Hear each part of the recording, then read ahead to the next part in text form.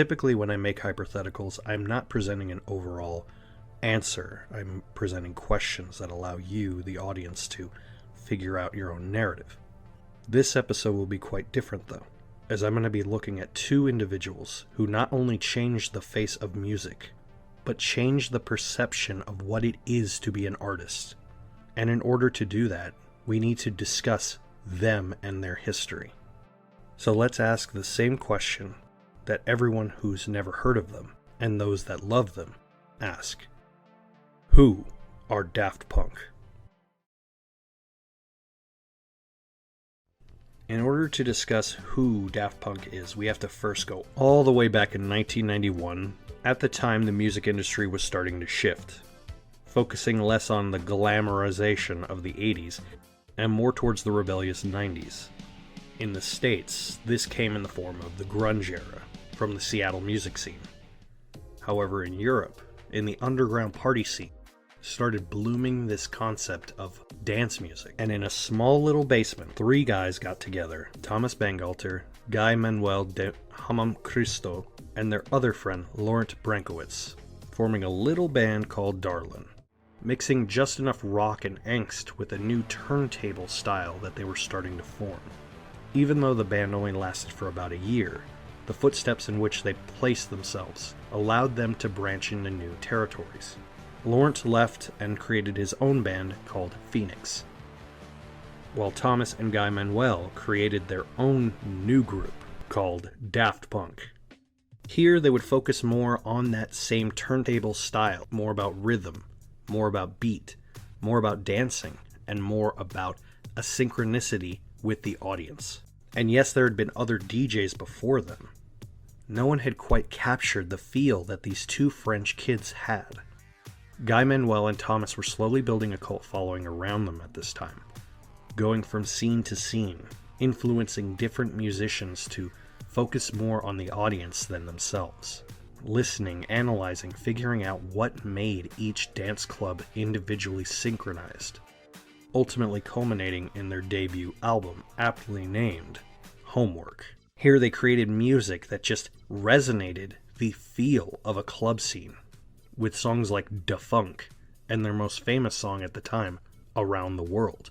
With something as simple as 3 words and a basic beat, it created this feeling of wanting to hear more, and sticking those songs in your head, which is the key point.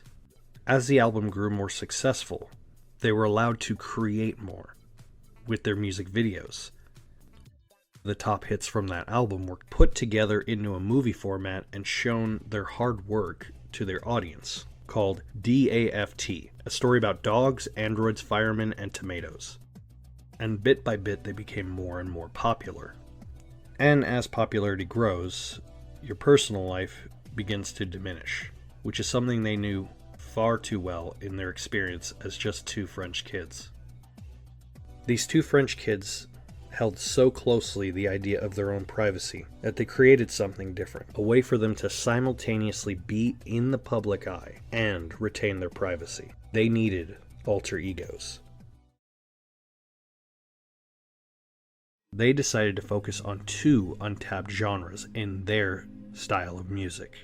The first was a pre-teen audience, but in order to be accepted by a pre-teen audience, they need to know what is the most popular thing that preteens at the time loved.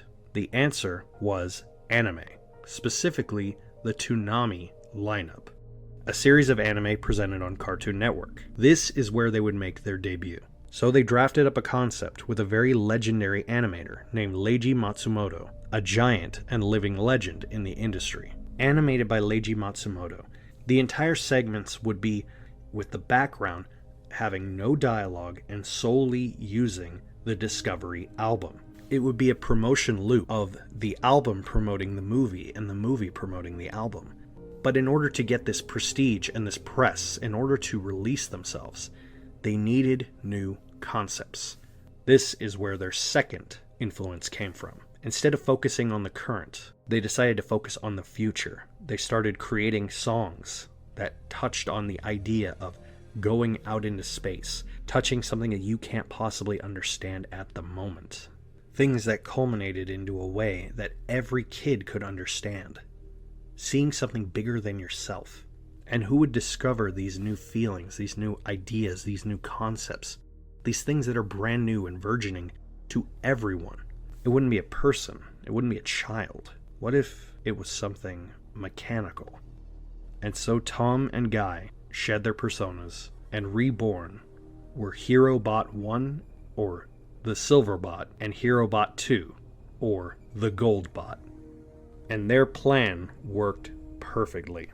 Their renewed album, Discovery, was one of the highest-selling albums at the time. Seemingly overnight, the idea of two robotic people hidden behind masks creating music, and simultaneously influencing kids with music videos in an anime format on the biggest anime network at the time, was a perfect match that only could have culminated from two minds understanding what it was to be a kid.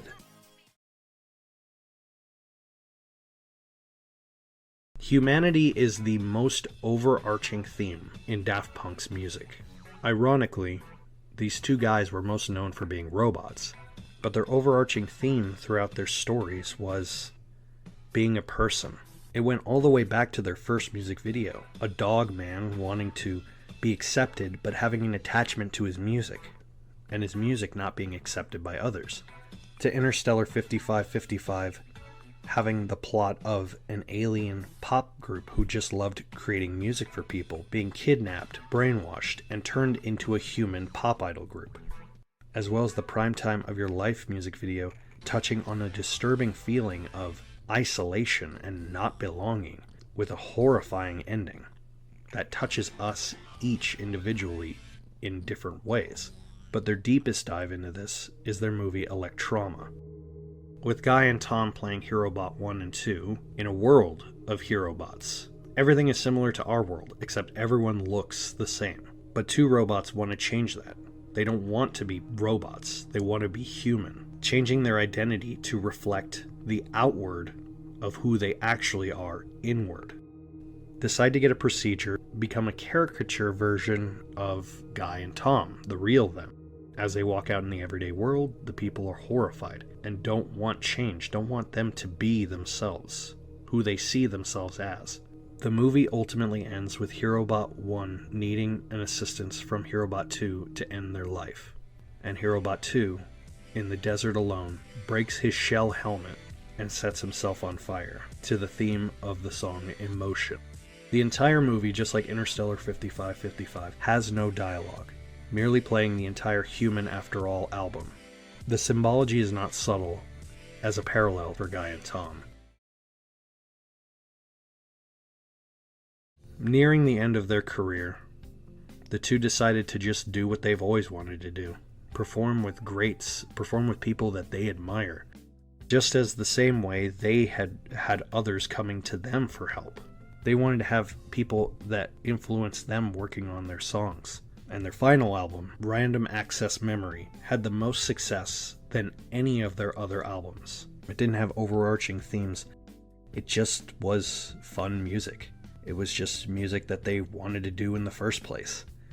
And finally, after 28 years together, Daft Punk left the same way they arrived, through the underground. In an 8-minute video, simply titled Epilogue, it re-showed the same scene from Electroma, where Robot 1 asked Robot 2 to help him end his life, and Robot 2, however, now walks out into the sunset. No longer are they robots. So who are Daft Punk? Are they pioneers of the electronic and pop scene? Are they musicians who somehow captured the feeling that we each have of just wanting to enjoy music? Personally, I think like all of us, they really needed to discover who they were. With each name of their albums, they got deeper into their own reflection of who they were, who they wanted to be. It wasn't just about making good music, it was just about figuring out who they were. For me, I think they are who they've always been. Behind the clear visors and metal faces, they're two French kids who just wanted to play music together, but did something so much more amazing than they could have ever imagined. But in the end, these aren't answers. They're hypertheticals.